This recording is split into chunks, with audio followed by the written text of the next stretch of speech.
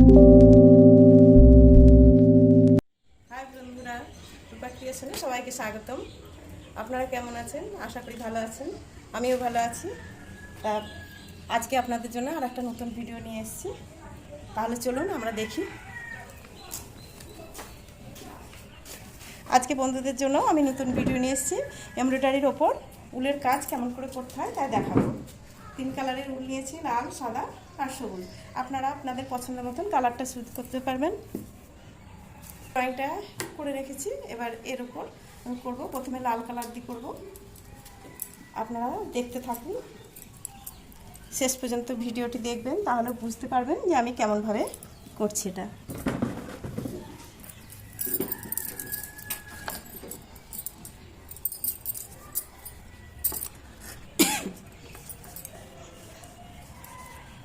আমি পেন্সিল দিয়ে ড্রয়িং এঁকে নিয়েছি। 3টে করতে হবে, 3টে ধাপ।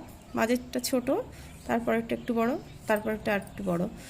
আপনারা চাইলে আরও বড় ফুল করতে পারেন, কারণ আমি আপনাদের দেখানোর জন্য আমি ছোটটাই করব। এই ডিজাইনটা শেখাবো, এই ডিজাইনটা আপনারা শিখবেন, অনেক কাজেই লাগবে। এটা দিয়ে পার্স বানানো যাবে, আসনের উপর ডিজাইন করা যাবে, অনেক কিছুই যাবে এটা। এখানে একটা সেলাই দিয়ে নিয়েছি। এবার আস্তে আস্তে উলের উপর, ড্রয়িংটার উপর আমি এইভাবে করে সেলাই করব, যাতে উলটা নড়াচড়া না করে। একই মাপের হবে।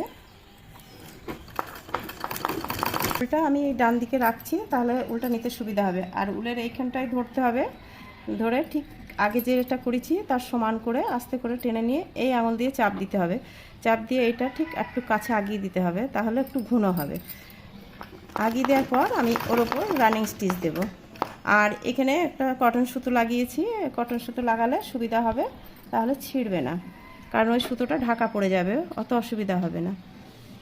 এটা কিন্তু একই সাথে ঘন ঘন করে সেলাই করতে হবে। পুরো গলে গলে এই ফ্রেমটা ঘোরাতে হবে, আর এই উলটা ঠিক একই মাপে 2-3টে করে রানিং দেবেন, তাহলে টান লাগলেও ফুলবে না। আমার ভিডিওটি প্রথম থেকে দেখতে থাকবেন, তাহলে সমস্ত কিছু বুঝতে পারবেন, কারণ এইটাই ফার্স্ট লাস্ট না, এরপরে একটা এতেও কাজ আছে, সেটাও আমি দেখাবো আপনাদের।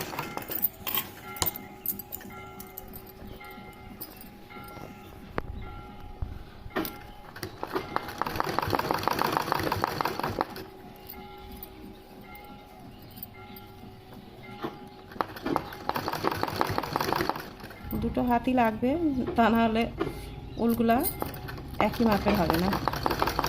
একটু 19-20 হলেও অসুবিধা নেই, যখন কাটিং করব তখন সমান করে কেটে দেব।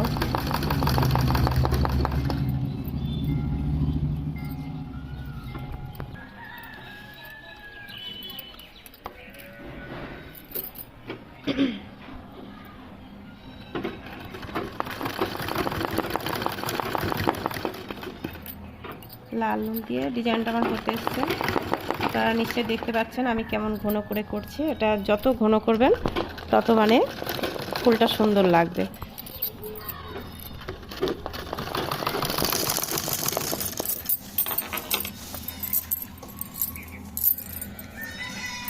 ফ্রেমটাও আস্তে আস্তে ঘুরিয়ে নেবেন গোল করার সাথে সাথে, তাহলে সুবিধা হবে।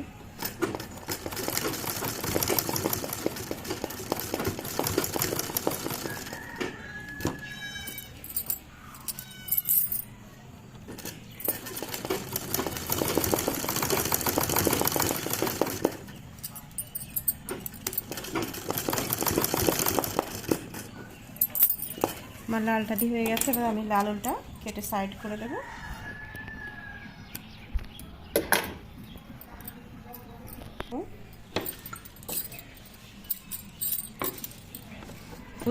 সবুজ উলটা দিয়ে আমি দ্বিতীয় লাইনটা করব। এবার সবুজ উলটা যখন লাগাচ্ছি আপনারা একটু দেখুন, এখানে লাগিয়েছি। এবার এই যে লাল পাপড়িটা আছে, এর হাফ সবুজ উলটা যেন আসে, তাহলে এই যে আমি রানিং সেলাইটা দিয়েছি, এই সেলাইটা ঢাকা পড়বে, তা নাহলে সেলাইটা দেখা যাবে। ঠিক এই অর্ধেকটা দিতে হবে, এতটা ছেড়ে এই পর্যন্ত যেন সবুজ উলটা আসে। একইভাবে ওটা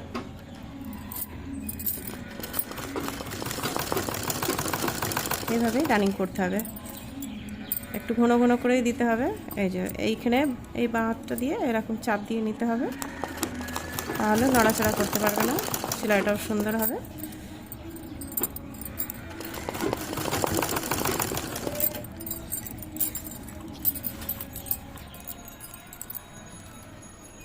আপনারা অবশ্যই এই ড্রয়িংটা করে নিয়ে এই সেলাইটা করবেন, তাহলে গোলটা সোজা হবে, তা না হলে একটু ব্যাকাটারা হয়ে যাবে।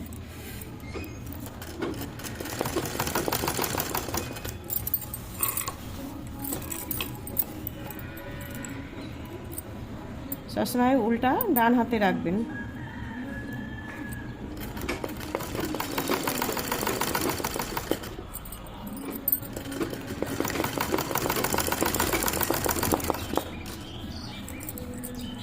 এইভাবে আমি পুরো গোলটা সবুজ কালার দিয়ে করব। দেখছেন তো এই অর্ধেক অর্ধেক এসছে, এইভাবেই করবেন, আপনারাও এইভাবে করবেন, তাহলে সুবিধা হবে।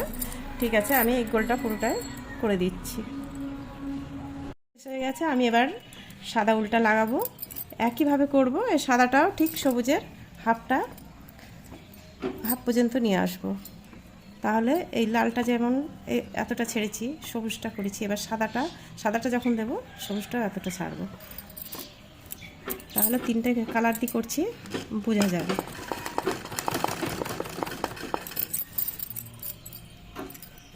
একইভাবে এটাও করতে হবে, একটু যত ঘন করবেন তত ভালো লাগবে। একটার উপর একটা চাপিয়ে দেবেন, অসুবিধা নেই। একটু ছোট বড় হলেও ভয়ের কোনো কারণ নেই, ওটা কেটে ঠিক করা যাবে, কারণ যারা প্রথম হয়তো একটু হবেই। আর আমার অনেক বন্ধুরা কমেন্ট করেছে যে ঠিকভাবে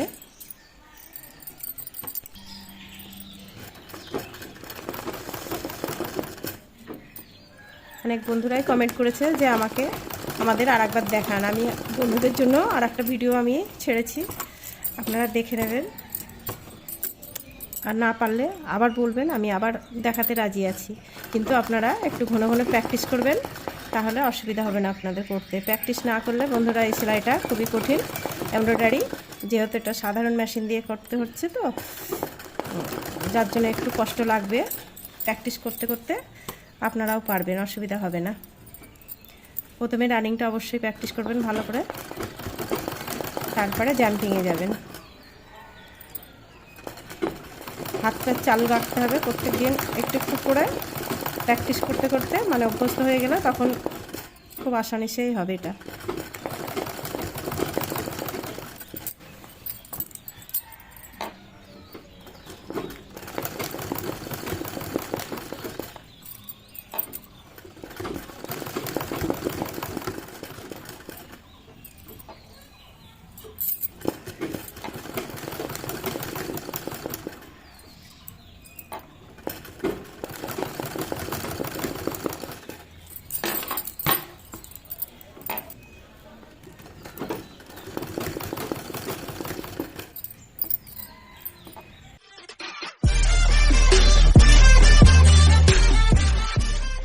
Subscribe now and press the bell icon.